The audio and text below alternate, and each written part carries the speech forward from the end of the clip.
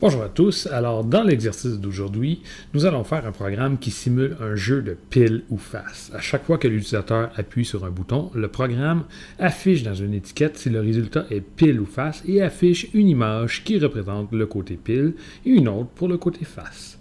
Donc, petit indice, on va utiliser la fonction nombre hasard qu'on a déjà utilisée précédemment dans le laboratoire numéro 3. Alors, on se retrouve bientôt pour la solution. Je vous recommande de mettre sur pause la vidéo maintenant et de tenter de faire l'exercice, puis de regarder la solution par la suite. À bientôt.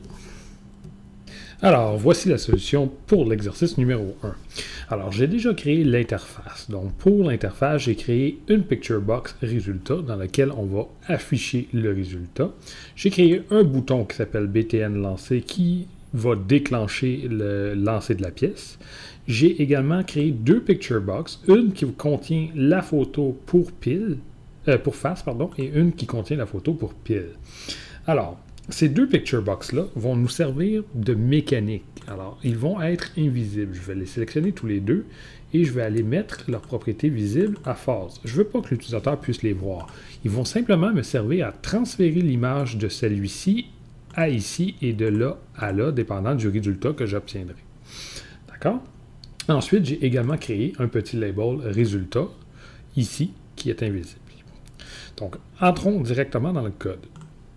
Donc, comme spécifié dans l'exercice, on utilise la fonction nombre hasard qu'on a déjà utilisée dans le laboratoire numéro 3. Donc, il s'agit de la copier, tout simplement. Je vous rappelle que les fonctions vont en haut des événements. Donc, ici, j'ai l'événement bouton lancer clic. Les fonctions vont en haut et en dessous de dièse pragma and region. Donc, voilà, j'ai simplement copié-collé la fonction. Petit rappel, cette fonction utilise la fonction random.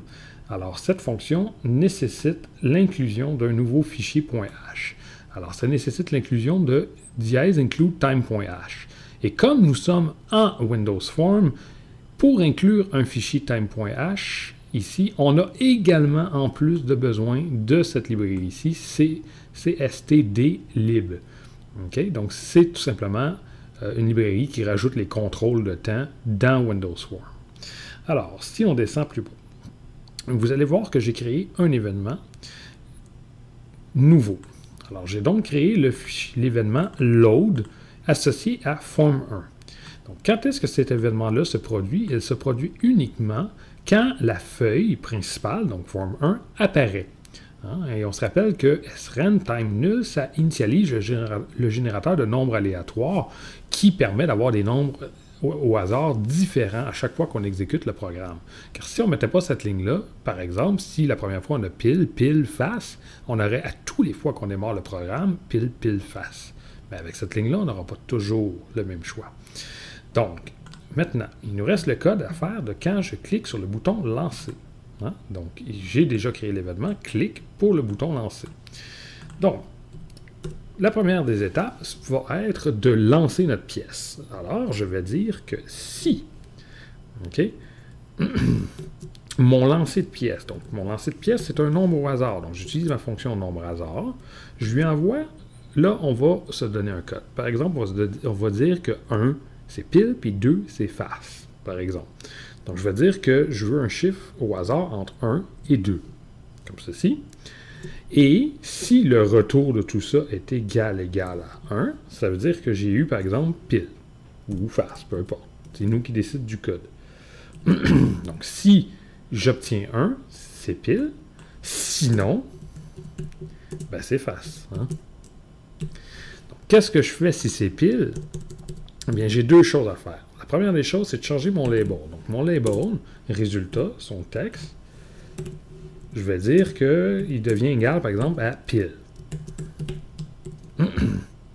Voilà. Je vais faire la même chose dans le sinon, parce que si c'est pas pile, c'est automatiquement face. On est d'accord? Donc, je vais mettre face ici, comme ceci.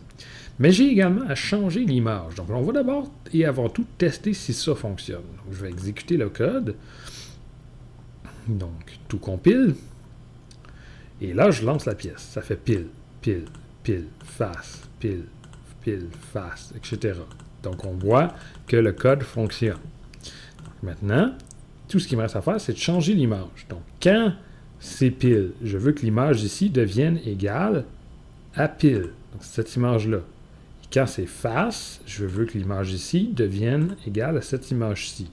Donc, pour faire ça en code, quand c'est pile, je vais dire que la picture, ok, j'ai la picture résultat, c'est ma grosse picture box. Je vais dire que son image devient égale à ma picture pile son image. Comme ceci. OK? Puis sinon, ben, j'ai juste à copier cette ligne de code-là ici, comme ceci, et dire que c'est ma picture box face à la place. Donc, on va tester, voir si tout fonctionne.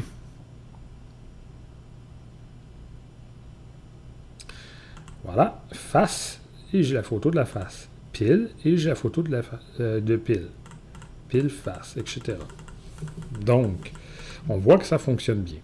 Donc, c'était tout pour cet exercice-là. J'espère que le petit vidéo vous a bien aidé. Si jamais vous avez des questions, n'hésitez pas à demander en commentaire ou par courriel. Bonne fin de journée, on se voit aux prochaines vidéos.